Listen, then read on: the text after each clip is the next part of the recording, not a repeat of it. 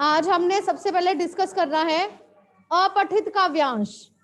आप लोगों को ट्यूटोरियल्स जाते हैं मंडे और ट्यूसडे। इस बार आप लोगों को मैंने अपठित काव्यांश भेजा था और मैंने कहा था कि आप लोग इसे सॉल्व करेंगे और हम क्लासरूम में डिस्कस करेंगे। किस किस ने ट्यूटोरियल देखा? Kindly raise your hands.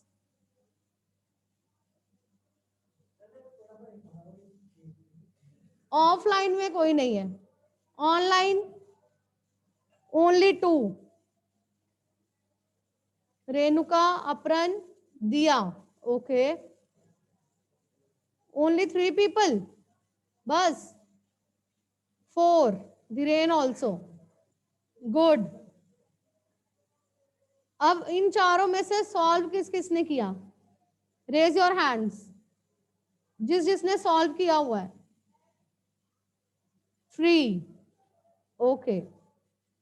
इनमें से पोएम साथ में किसने लिखी? Raise your hands. 2, 1, nobody, okay. सबके hands down. That's not a good thing. You people are laughing, है ना? Many of you are smiling and laughing. Okay. जो आपको ट्यूटोरियल्स भेजे जाते हैं, जो आपको वीडियोस भेजी जाती हैं, नेक्स्ट टाइम से सब कुछ हम क्लास में डिस्कस करने वाले हैं। Okay, so you people need to check the videos thoroughly, और जो भी उसमें काम दिया जाता है उसके साथ जो भी वर्कशीट्स भेजी जाती हैं, आपको उन्हें अपनी नोटबुक्स में सॉल्व करना है। And we are going to discuss the things. It is sad कि आप लोगों ने देखा ही नहीं टीचर ने क्या भेजा हुआ है। हम ट्यूटोरियल्स चेक ही नहीं कर रहे हैं। That is not good thing. आपको सारे ट्यूटोरियल्स देखने हैं, चेक करने हैं, उन्हें सॉल्व भी करना है।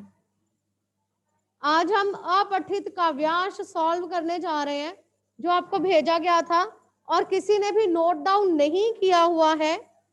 I have that with me. पढ़ने जा रही हूं काव्यांश, बहुत ही ज्यादा ध्यान से सुनिएगा और ध्यान से सुनकर उसे सॉल्व भी करना है। राइट?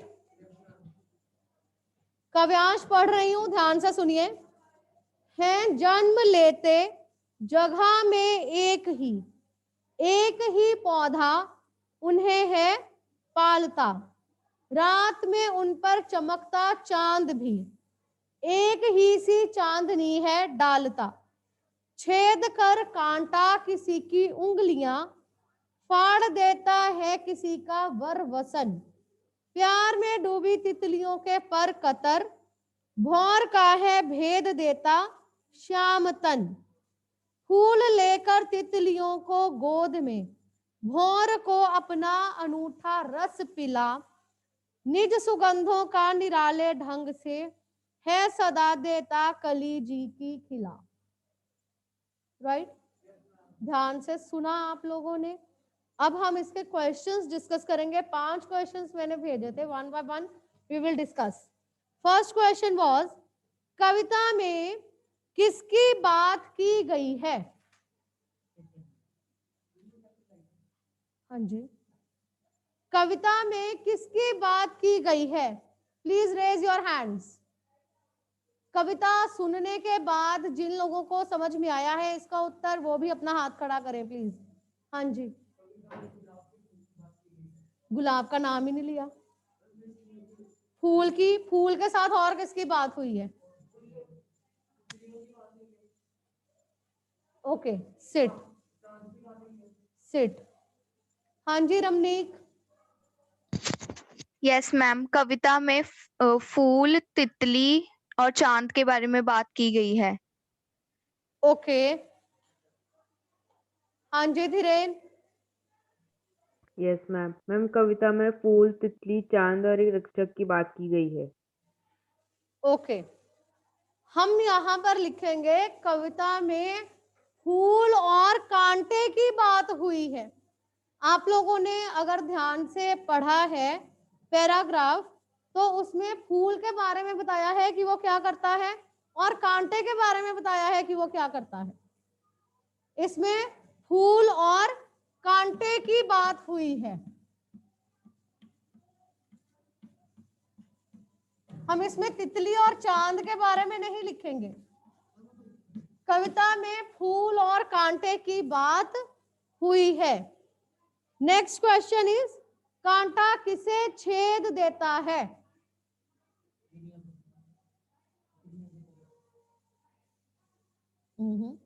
ध्यान से नहीं सुना, पढ़ा नहीं एक्चुअली।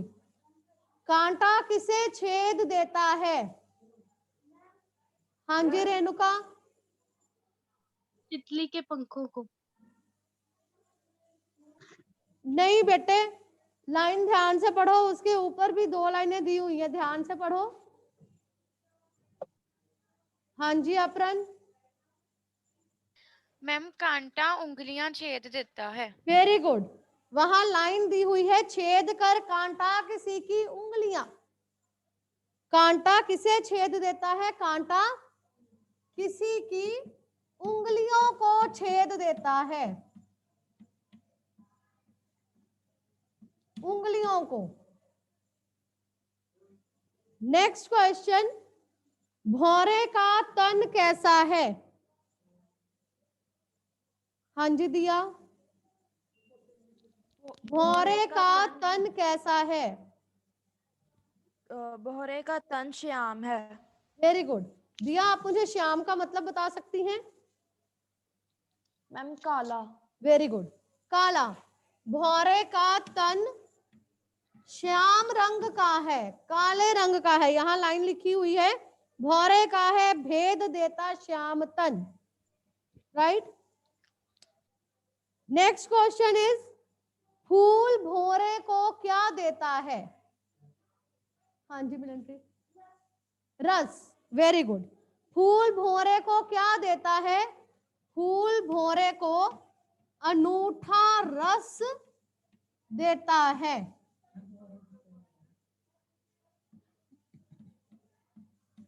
भौरे, हाँ जी, अनोखा। अनूठा मतलब अनोखा। हाँ जी, भंवरे। भौरे मतलब भंवरे, भंवरे। मधुमक्खी और भंवरे अलग अलग होते हैं। हाँ ठीक है। नेक्स्ट इज, फूल और कांटे को कौन पालता है? हाँ जी, फूल और पौधे को फूल और कांटे को कौन पालता है? अपरन। मैम फूल और कांटे को पौधा पालता है। पौधा पालता है। सेकंड लाइन में लिखा है, एक ही पौधा उन्हें है पालता। फूल और कांटे को पौधा पालता है। एक ही पौधा होता है, एक ही पौधे पर फूल भी होते हैं और कांटे भी होते हैं। मुझे कोई बता सकता है कि इस पैराग्राफ से हमें क्या शिक्षा मिलती है? ये जो कविता का अंश है, काव्यांश है, इतने काव्यांश से हमें क्या शिक्षा मिलती है? कोई बता सकता है? ऑफलाइन में नो वन। हाँ जी अपरन। मैम कि जैसे एक पौधा फूलों को भी पालता है, कांटों को भी पालता है,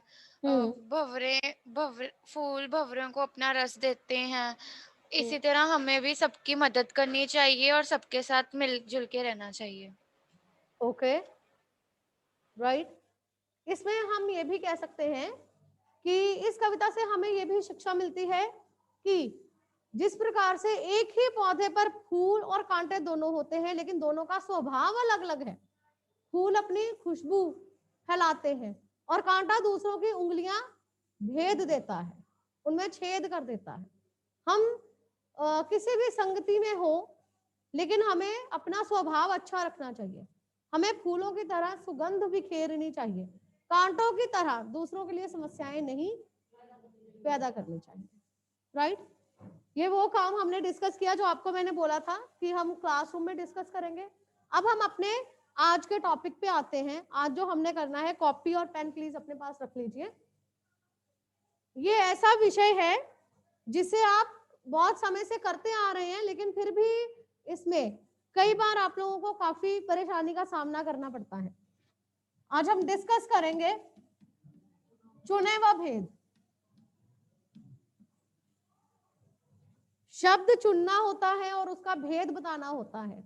कौन सा शब्द जो आपसे कोष्ठक में पूछा जाता है, कोष्ठक मतलब ब्रैकेट, ब्रैकेट में लिखा होता है कि संज्ञा, सर्वनाम, क्रिया, विशेषण, और आपको एक वाक्य में से उसे चुनना होता है और उसका भेद बताना है। ठीक है, जो बच्चे ऑनलाइन है या ऑफलाइन भी है, I request everybody to participate.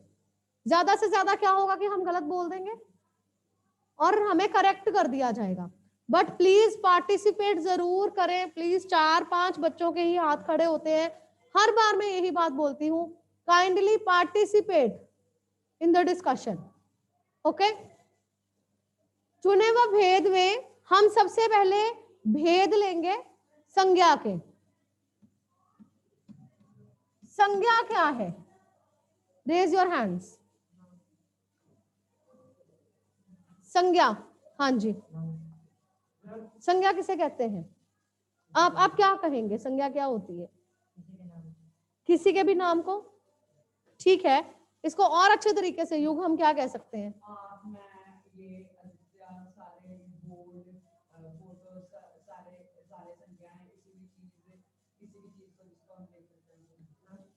किसी भी चीज जिसको हम देख सकते हैं, गुड। कुछ चीजें ऐसी जिनको हम छू भी सकते हैं।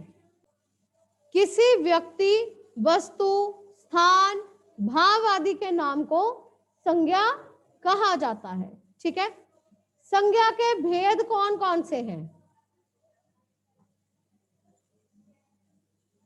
संज्ञा के भेद, हाँ जी दिया, एक ही भेद बताना है। मैम व्यक्तिवाचक। ओके, पहला भेद है व्यक्तिवाचक संज्ञा। हाँ जी बेटा, दूसरा भेद, दूसरा भेद है जातिवाचक संज्ञा। वत्सल, हाँ जी, प्रश्नवाचक, निश्चयवाचक,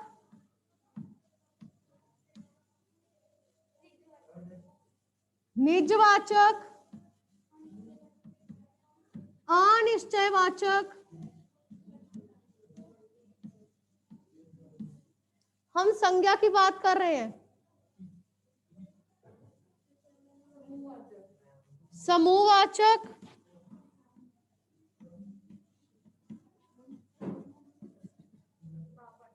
भाववाचक,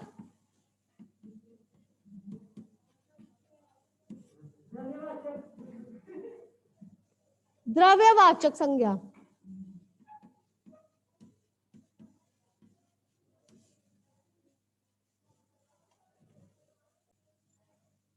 व्यक्तिवाचक संज्ञा, जातिवाचक संज्ञा, समूहवाचक संज्ञा, भाववाचक संज्ञा और द्रव्यवाचक संज्ञा।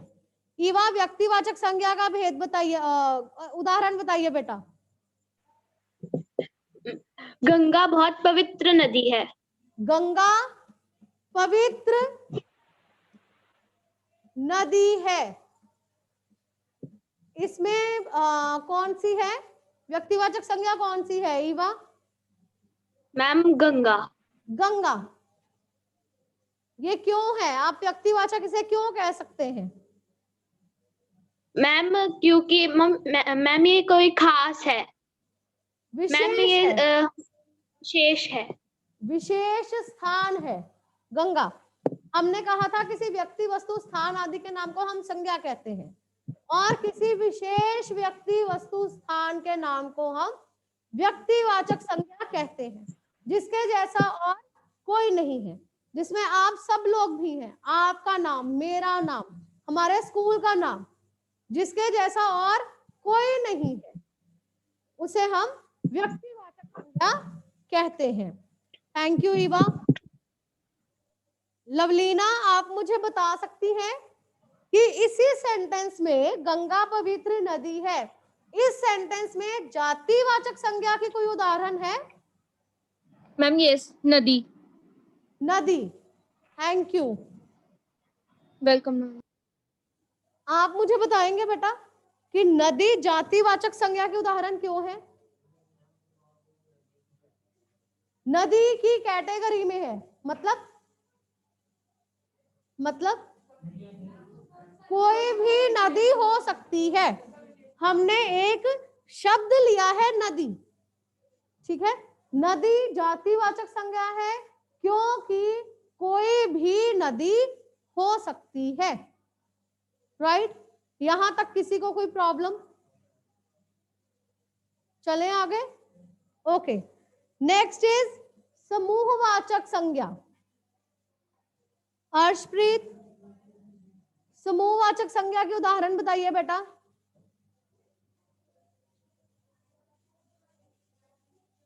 अर्शप्रीत, समूहवाचक संज्ञा के उदाहरण बताइए।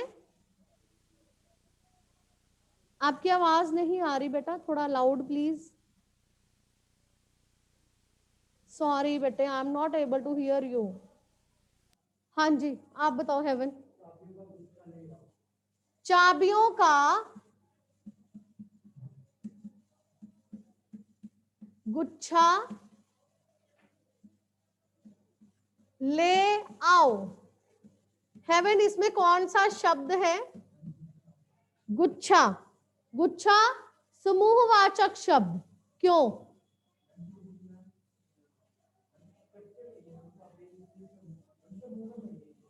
समूह बन गया, कलेक्शन में है, कलेक्टिव नाउन है। चाबियों का एक समूह बन गया, ठीक है, इसलिए चाबियों का गुच्छा समूहवाचक। बैठो बेटे, कोई और इसके उदाहरण बताएगा? हाँ जी बेटा।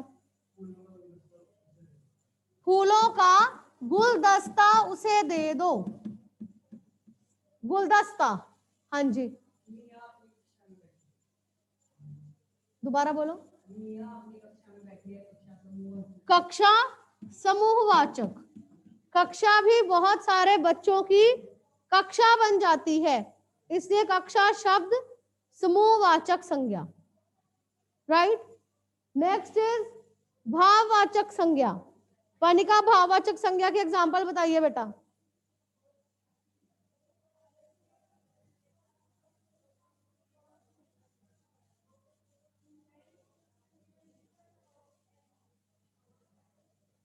ओके, आप बताइए बेटा। ओके, और कोई उदाहरण?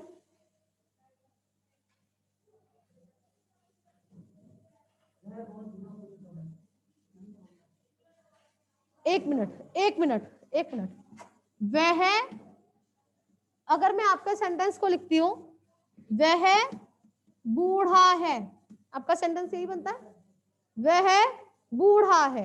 ओके, कोई इसको क्लियर करेगा कि बूढ़ा शब्द संज्ञा है या नहीं है? अभी यहां कहा गया है कि बूढ़ा शब्द संज्ञा नहीं है, बुढ़ापा होता है। बेटे आप क्लियर करेंगे ऐसा क्यों?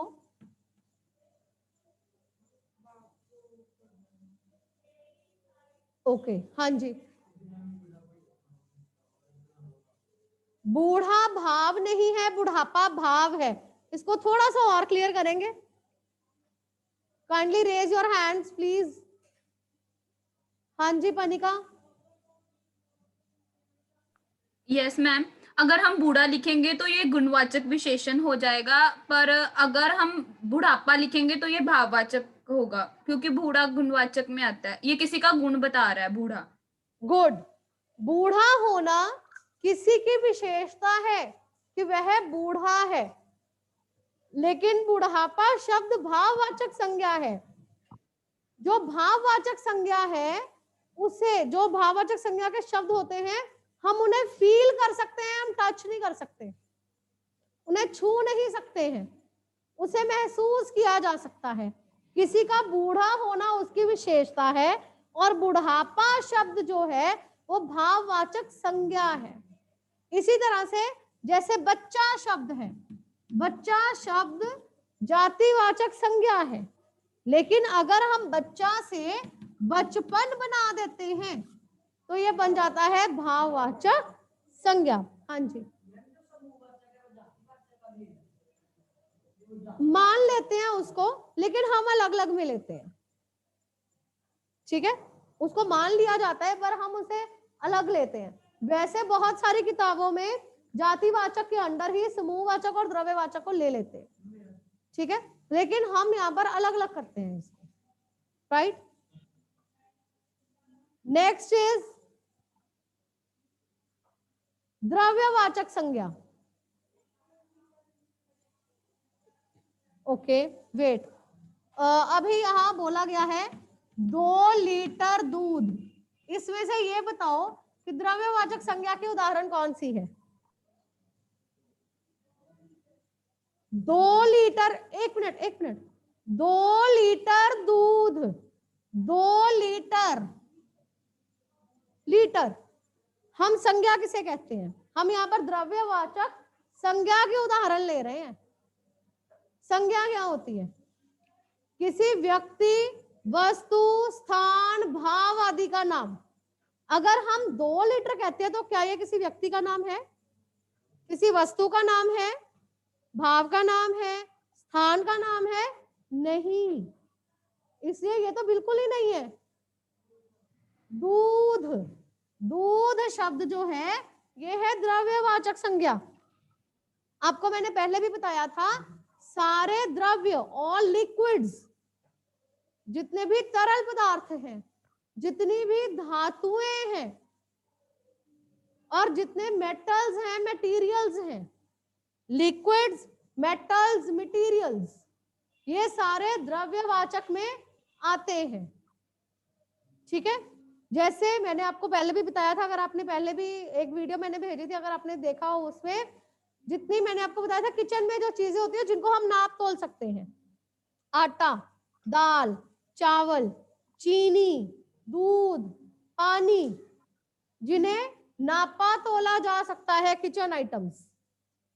ठीक है, दूसरा सोना, चांदी, लकड़ी, कोयला, तांबा, पीतल, मेटल्स एंड मटेरियल्स। ये सारे जो है, अगर आपको पता हो, मोस्टली जो है मेटल्स ये लिक्विड फॉर्म में होते हैं, बाद में ये सॉलिड फॉर्म में आते हैं। ठीक है, द्रव्य, लिक्विड, जिनको हम नाप तोल सकते हैं, ऐसी चीजें, वो सब द्रव्यवाचक संज्ञा में आएंगी। ठीक है, हमने एक बात ध्यान में रखनी है, जब भी हमें कभी कंफ्यूजन हो, जैसे अभी 2 लीटर दूध, इसमें हमें कंफ्यूजन होगा 2 लीटर या दूध, फिर हमने कहा 2 नहीं लीटर।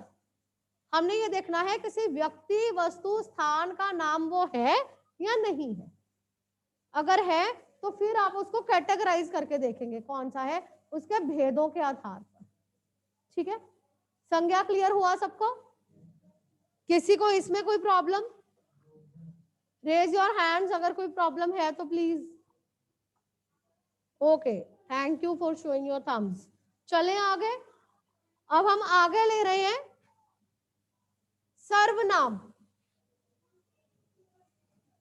आपको इसमें कंफ्यूज नहीं होना है संज्ञा और सर्वनाम में। सर्वनाम किसे कहते हैं?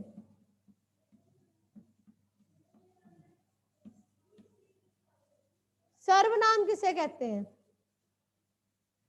बताएंगे? हाँ जी,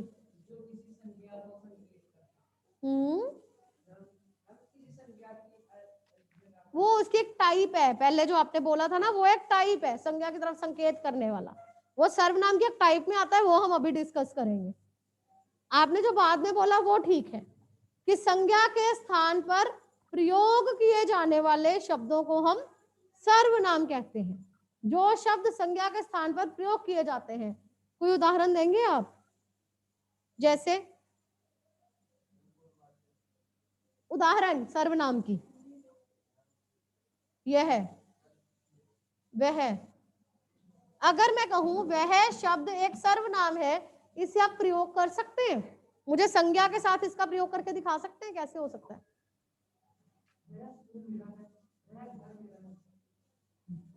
वेट, वह स्कूल, वह घर। इस वह शब्द को आपने संज्ञा के स्थान पर प्रयोग करना है। कोई ऐसी उदाहरण लीजिए। हाँ जी, वह चावल खा रहा है। ठीक है, आपने ये उदाहरण दी। अब वह की जगह पर कोई संज्ञा शब्द लगाओ। मैं ये कह रही हूं कि राजू चावल खा रहा है। ठीक है, सपोज हमने लिखा राजू चावल खा रहा है, राजू संज्ञा शब्द है, उसकी जगह पर हमने सर्वनाम लगा दिया, वह चावल खा रहा है। कोई मुझे बताएगा ये सर्वनाम का कौन सा भेद है? वह, हाँ जी, सॉरी, पुरुषवाचक। पुरुषवाचक। हम यहाँ पर किसी की बात कर रहे हैं, हम किसी की बात कर रहे हैं सेंटेंस के हिसाब से। ठीक है, व्यक्ति की बात हो रही है, व्यक्ति राजू की बात हो रही है, राजू एक व्यक्ति है, पुरुष, पुरुषवाचक। पुरुषवाचक सर्वनाम में बोलने वाला व्यक्ति, सुनने वाला और जिसकी बात की जाए उनके लिए जिन शब्दों का प्रयोग किया जाता है। ठीक है, जैसे बोलने वाला में मैं, मेरा, मैंने, हमने, हमारा। सुनने वाला आप, तुम, तुम्हें, आपको आदि शब्द। जिसकी बात की जाए वह, वे, उन्होंने, उनका, उनसे। Third person, first person, second person, third person करते हैं ना, वैसे ही इसमें है। ठीक है, आया समझ में? चलूं आगे। नेक्स्ट भेद, ये पहला था पुरुषवाचक। दूसरा भेद, दूसरा भेद निश्चयवाचक। निश्चयवाचक सर्वनाम, जब हम किसी चीज के बारे में कंफर्म्ड है,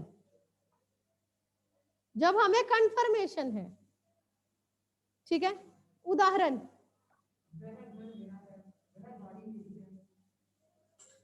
आपने कंवर नूर पहले भी बोला वह घर, वह गाड़ी।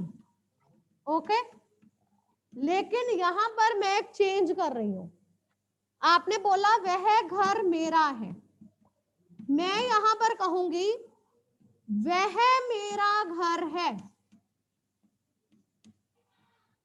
वह मेरा घर है।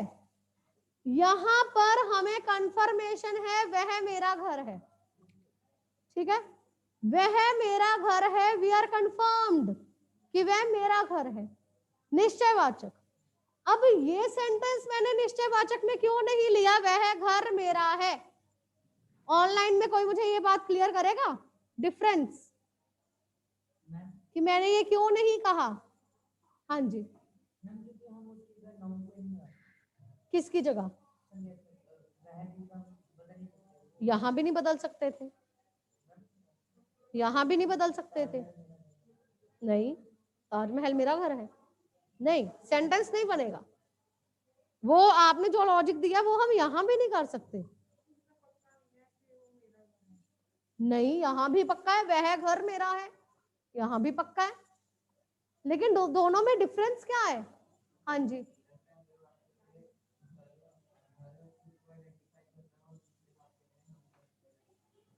कोई और? ओके, हाँ जी धीरेन। Yes ma'am. मैम वह घर मेरा है, उसमें संकेत पता चलता है कि वो मेरा घर है, लेकिन वह मेरे घर में मेरा यूज होता है जो पुरुषवाचक सर्वनाम है। पहली बात तो ये कि स्वरनाम नहीं सर्वनाम। दूसरी बात, पुरुषवाचक कैसे होगा? वह घर मेरा है या वह मेरा घर है, पुरुष नहीं होगा बेटा, किसी व्यक्ति की बात नहीं हो रही। पुरुष तो बिल्कुल ही नहीं हो सकता। इसमें आपको ये देखना है, जैसे ये मैंने कहा कि ये निश्चयवाचक है, लेकिन पहले वाला सेंटेंस निश्चयवाचक नहीं है। मैं ये कहती हूं ये सांकेतिक या सार्वनामिक है। उसका रीजन ये है कि एक सर्वनाम शब्द है, सर्वनाम शब्द है जो कि संज्ञा शब्द के बिल्कुल पहले लगा हुआ है। ठीक है, ये इसके बिल्कुल पहले लगा हुआ है, संज्ञा से बिल्कुल पहले सर्वनाम लगा है। ठीक है, और उस संज्ञा की ओर इशारा भी कर रहा है, इसलिए यहाँ पर वह शब्द जो है वो सार्वनामिक या सांकेतिक विशेषण बन जाता है। आई बात समझ में? जब कोई सर्वनाम शब्द संज्ञा शब्द के ठीक पहले लगा होता है, बिल्कुल पहले, और उस संज्ञा की ओर इशारा भी कर रहा है, तो वो सर्वनाम शब्द सांकेतिक या सार्वनामिक विशेषण बन जाता है। ये अंतर है दोनों में। इसलिए जब आप निश्चयवाचक की एग्जांपल लिखेंगे तो ये एग्जांपल ठीक होगी, वह मेरा घर है। ठीक है, और 2 सेंटेंसेस दे रही हूं, उसमें भी आप मुझे थोड़ा सा क्लियर करके बताएंगे। पुरुषवाचक, जैसे ये निश्चयवाचक और सार्वनामिक में हमने अंतर देखा, ऐसे ही पुरुषवाचक में और सार्वनामिक विशेषण में हम अंतर करने लगे हैं। वह मीरा का भाई है।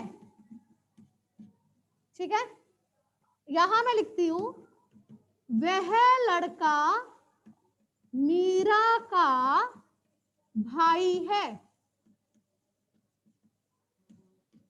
अब शब्द तो वह है, सेम शब्द है, लेकिन चेंज हो जाता है यहां पर। वह मीरा का भाई है, वह लड़का मीरा का भाई है। जब हम यहां पर वह का प्रयोग कर रहे हैं, हमने देखना है कि हम इसकी जगह कोई संज्ञा शब्द लगा सकते हैं या नहीं। अगर मैं लिखूं माधव, माधव मीरा का भाई है, सेंटेंस बनता है, बन रहा है सेंटेंस, है ना? तो इसका मतलब हमने किसी संज्ञा की जगह पर सर्वनाम का प्रयोग किया है और किसी व्यक्ति की बात हो रही है, किसी थर्ड पर्सन की बात हो रही है, तो यहाँ पर पुरुषवाचक सर्वनाम, राइट? जब हमने कहा वह लड़का मीरा का भाई है, माधव यहाँ प्रयोग हो सकता है, माधव शब्द, माधव लड़का मीरा का भाई है, नहीं हो सकता। ठीक है, वह लड़का, अब लड़के की विशेषता है वह लड़का। ठीक है, संज्ञा से बिल्कुल पहले एक सर्वनाम शब्द लगा हुआ है, संज्ञा से बिल्कुल पहले एक सर्वनाम शब्द लगा है और उस संज्ञा की तरफ इशारा भी कर रहा है।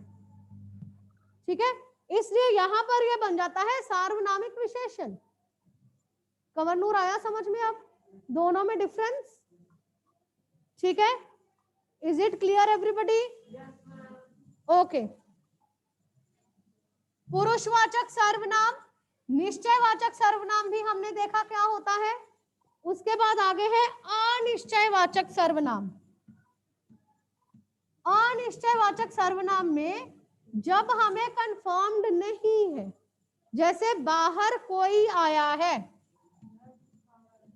बाहर कोई आया है, मेज पर कुछ पड़ा है, पिताजी कहीं गए हैं, हमें नहीं पता मेज पर क्या पड़ा है, हमें नहीं पता बाहर कौन आया है, हमें नहीं पता वह क्या खा रहा है।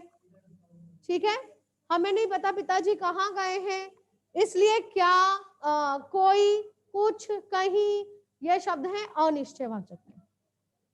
आगे है प्रश्नवाचक सर्वनाम। यह सबको क्लियर है?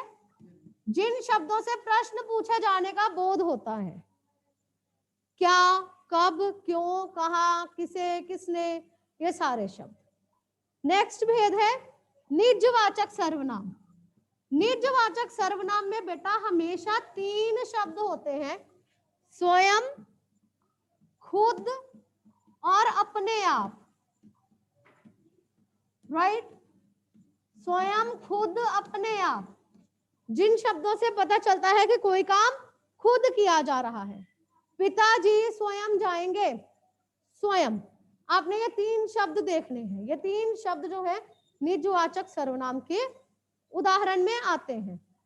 उसके बाद बेटा इसका लास्ट भेद होता है संबंधवाचक। संबंधवाचक में जब हमें पता चलता है कि कोई शब्द वाक्य में संबंध बता रहा है, जैसे जो सो, जैसी लाठी, जिसकी लाठी उसकी भैंस, जैसा करोगे वैसा भरोगे, जिसका उसका जैसा वैसा आदि शब्द। ठीक है, आज हमने बेटा संज्ञा और सर्वनाम में चुनो व भेद के अंदर हमने संज्ञा और सर्वनाम के भेद किए हैं। ऐसे ही हम लोग विशेषण, क्रिया, क्रिया विशेषण आदि भी करेंगे। ठीक है।